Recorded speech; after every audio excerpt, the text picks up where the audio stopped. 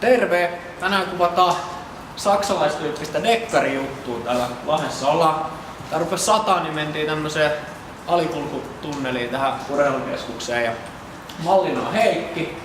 On kasvattanut viikset tohon kuvausta varten ja kahdella valolla ja raakaa valoa ja sitten kokeillaan vähän tällaista pikkusoftarillakin, mutta simppeliä miljöömeininkiä. Katsotaan mitä tästä tulee.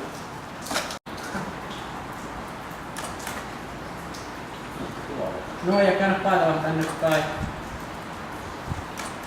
Yes.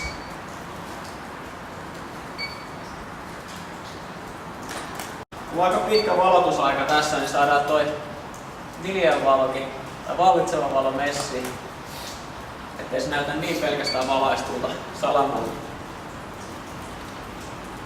Nosta vähän leukaa. Yes.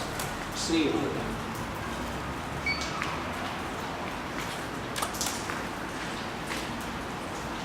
Tämähän on kuin studiossa teksti. Noin. Kaikki valot osoittaa melkein muualle kuin malli. Et se on vaan se ihan pieni piirtävä kohta, mikä tuolta tulee. Sitä kautta saadaan se meininki siihen kuvaan.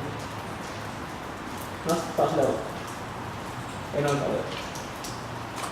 Yes.